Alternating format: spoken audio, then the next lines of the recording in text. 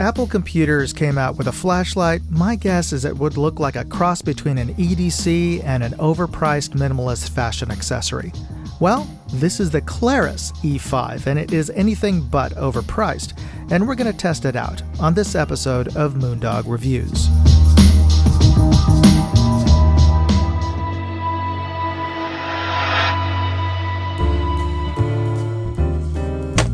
Let me start with a quick unboxing, and then let's just see the contents of the box.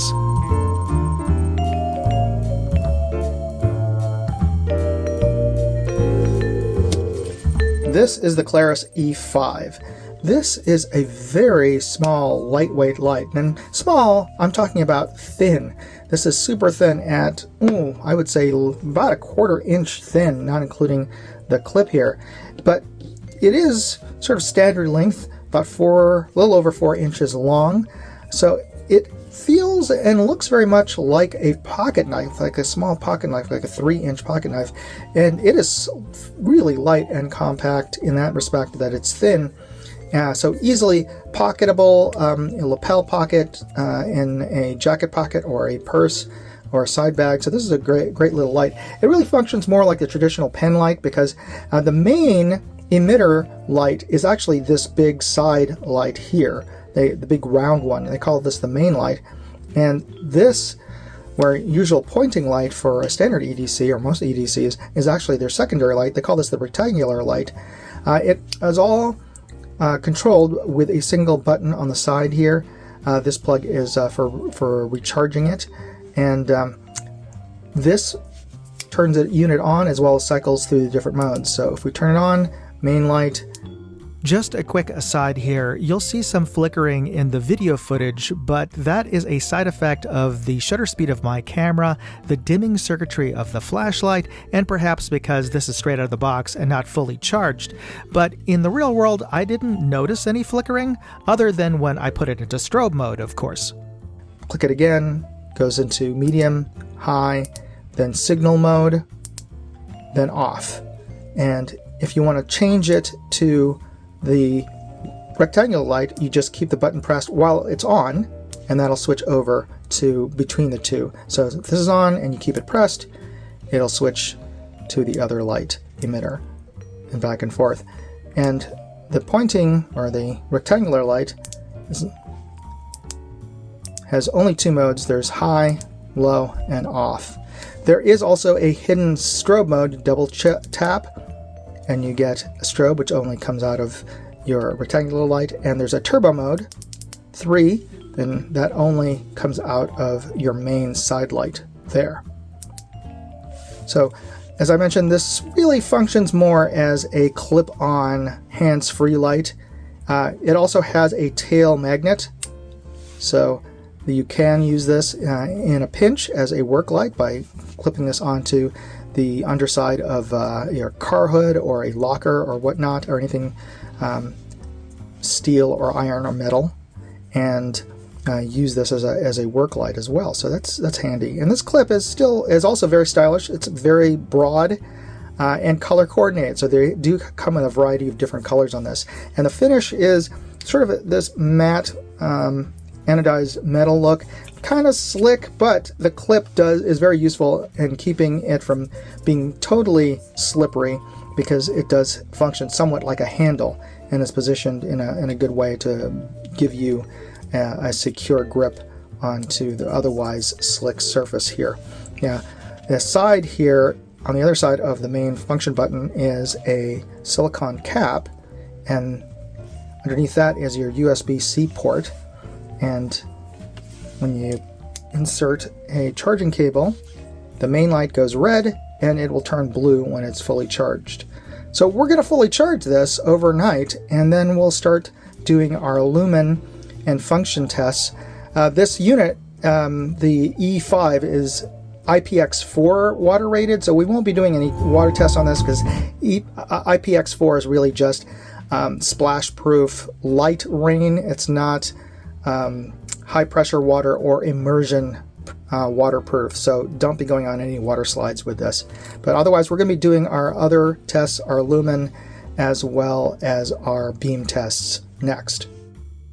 Before we get started with the test, I'd just like to take a quick break here to talk about this episode's sponsor, Aura. For the cost of just a VPN, I'm getting a whole suite of security services, including $1 million in identity theft insurance, and they're even removing me from those damn data broker listings. Use my link, aura.com/moondog, and you can try them for 14 days, free. And if you use that link, you're helping to support this channel. You know, identity fraud is a real thing, and with AI, it's all too easy to spoof your identity.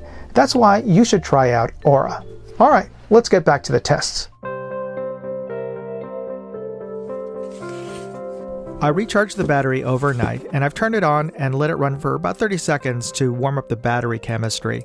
And I'm trying to press the button 3 times to turn on the turbo mode on the main emitter, but I keep on going into strobe mode by accident, which is a little bit frustrating. I eventually do get the main emitter turned on, as you can see here. I'm going to put it into my testing box here, and as you can see, it's not some NASA-designed, highly accurate scientific instrument, but I did calibrate it to a known 100 lumen lamp, so I'm going to apply a conversion equation to this and convert the numbers I'm seeing here, which is 222 lux, into its equivalent lumen number. Based on my formula, I'm reading about 555 lumens, which is pretty close to the 600 lumens Klarus claims, and well within margin of error for my testing rig. Next, let's see what that 600 lumens looks like in the real world. This is the beam pattern with the main light.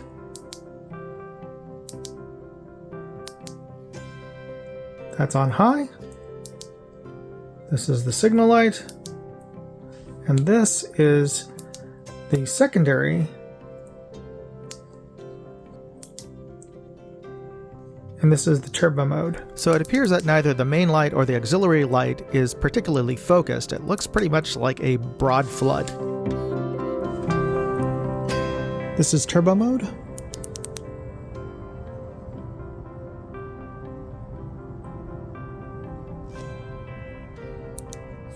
Now the auxiliary. Neither the main light or the auxiliary light have much throw at all beyond the property wall 50 feet away. Industry standard drop tests are from 1 meter or 3 feet. I'm going to drop it from 6 feet twice onto rocks and dirt, so we'll see if it still works.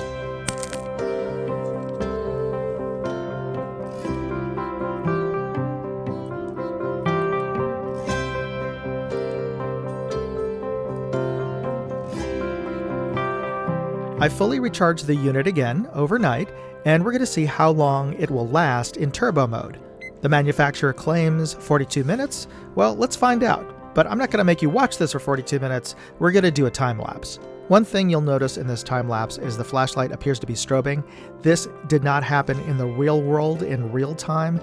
This is just sort of an artifact of the time lapse camera. This may indicate that the flashlight does micro dim the output, but just at such a slow rate you will not notice in real time. And what is also notable is the flashlight finally dies at about 105 minutes, more than double the manufacturer's stated runtime. I'd like to thank Klarus for sending out the E5, actually a couple of different E5s in different colors for me to test, and this is a cool little EDC light. Now this is an EDC light for, well, normies, not for folks who use their EDC light on a daily or even regular basis because it lacks mode memory. You have to cycle through each of the different modes to get to the mode that you use the most often. And while this does have some really cool ergonomics and the fact that it has a nice big clip that allows you to, well, in its primary mode, it allows you to clip this on to your collar or your pocket or even your epaulette and go hands-free. So that makes it a very handy light. But the controls, well, to go into turbo mode, for example, you have to triple click it, which is great because you want to be able to set it off differently from the regular ones. But I oftentimes, when I'm trying to get it into to the turbo mode, I accidentally get it into strobe mode, which is 2 taps. And you know, that kind of ergonomics, while the need to simplify the controls seem to get in the way from actual use. And also, I like the aesthetics. I like the fact that it comes in a bunch of different colors and just the little details like the fact that the clip matches the color of the body. But I think the designers went a little too far in terms of minimalism. They placed the main activation button right opposite to the cover for the charging port, which looks practically the same. So I can't tell you how many times during the testing I accidentally pressed the wrong, I was pressing the battery cap, which does nothing, trying to turn it on. So yeah, I think they were trying too hard to make it look symmetrical rather than placing this in a location where really it sets itself off from your main control button, which is the one you will be using more often. Despite that, it is still a great little light, and it still is a good EDC in the sense that it's a light that you would carry every day, because this is a light that you could easily just toss into a range bag, into a go bag or a backpack or a purse, or even just your jacket pocket and forget it's there. But it's still there when you need it. So this is a great little emergency light.